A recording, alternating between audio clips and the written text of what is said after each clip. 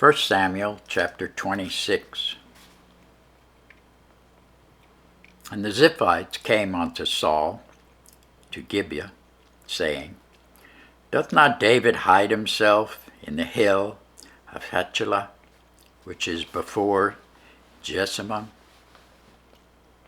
Then Saul arose and went down to the wilderness of Ziph, having 3,000 chosen men of Israel with him, to seek David in the wilderness of Ziph.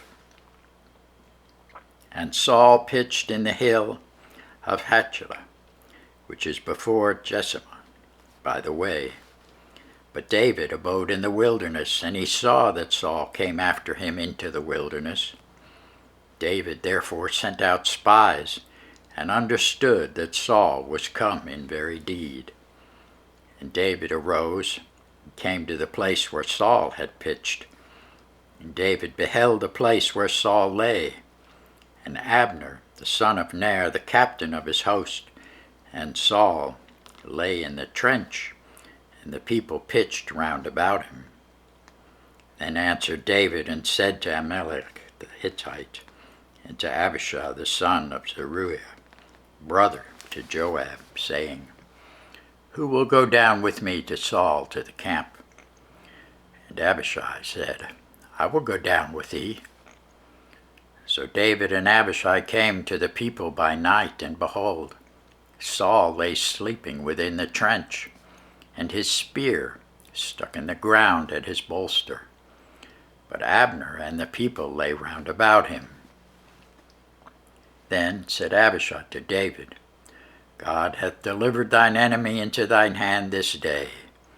Now therefore let me smite him, I pray thee, with the spear, even to the earth at once, and I will not smite him the second time. And David said to Abishai, Destroy him not, for who can stretch forth his hand against the Lord's anointed and be guiltless? David said furthermore, As the Lord liveth, the Lord shall smite him, or his day shall come to die, or he shall descend into battle and perish. The Lord forbid that I should stretch forth mine hand against the Lord's anointed. But I pray thee, take thou now the spear that is at his bolster, and the cruse of water, and let us go. So David took the spear and the cruse of water from Saul's bolster. They got them away, and no man saw it nor knew it, neither awaked, for they were all asleep, because a deep sleep from the Lord was fallen upon them. Then David went over to the other side, and stood on the top of a hill afar off, a great space being between them. And David cried to the people, and to Abner the son of Ner, saying, Answerest thou not, Abner? Then Abner answered and said, Who art thou that criest to the king? And David said to Abner, Art not thou a valiant man?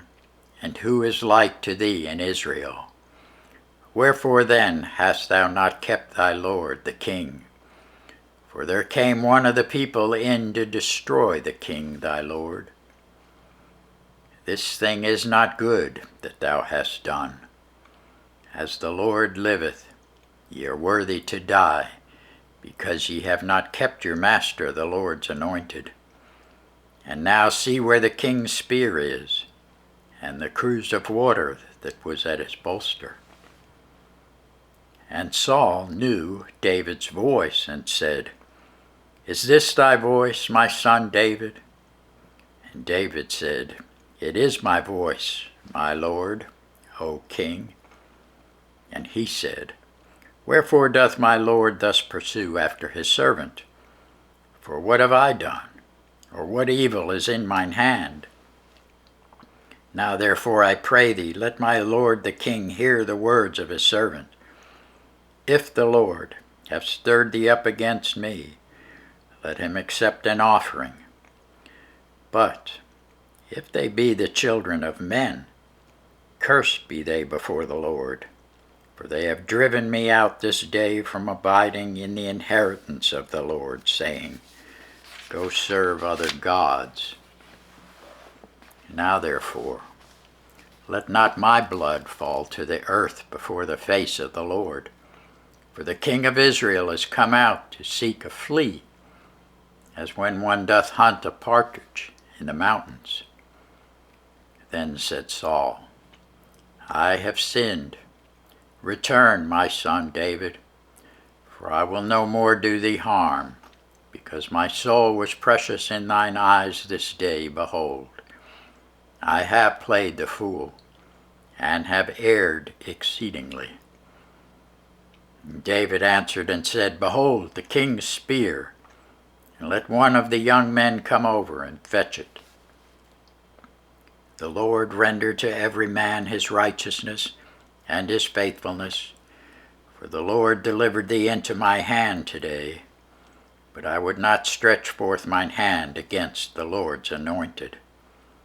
And behold, as thy life was much set by this day in mine eyes, so let my life be much set by in the eyes of the Lord, and let him deliver me out of all tribulation.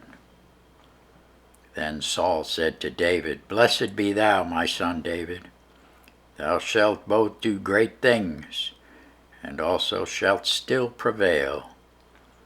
So David went on his way, and Saul returned to his place. Thanks be to God for his word.